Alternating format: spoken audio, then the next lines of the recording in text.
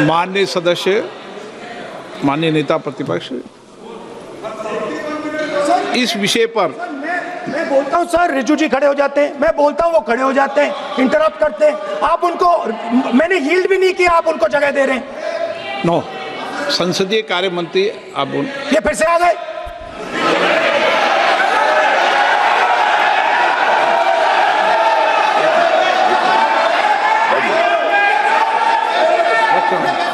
रक्षा मंत्री जी बोलना क्या?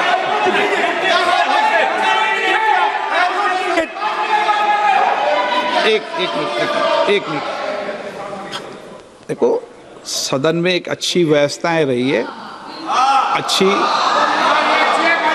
अच्छी मर्यादाएं रही है, और हमें अच्छी मर्यादा बनाने का प्रयास करना चाहिए। जो सदन में मर्यादा तर्क से बोलता है, देश भी सुनता है और सम्मान भी करता है।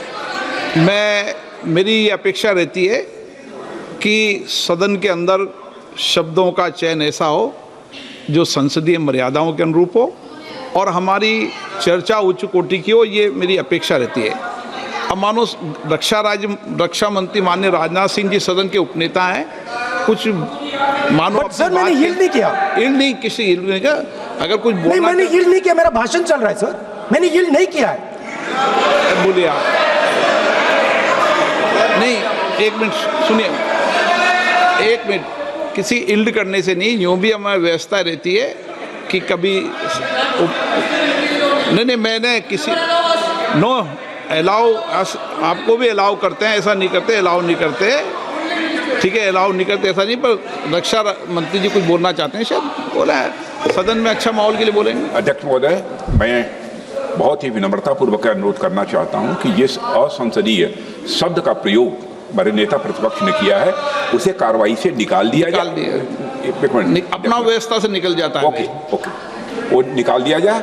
और मैं आप सभी से ये अपील अपने पक्ष से करना चाहता हूं कि इस समय आप शांत रहिए, उनकी बात सुनिए। आप बोलिए।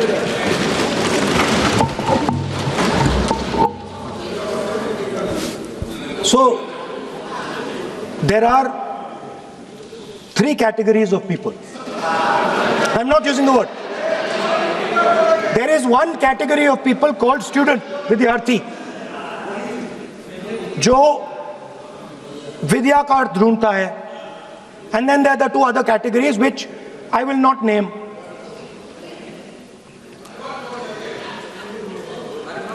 But these categories have natures. So the student is never scared of the truth. He loves the truth, goes towards the truth. Student never uses force against somebody else because he knows that that person's truth is different than my truth. The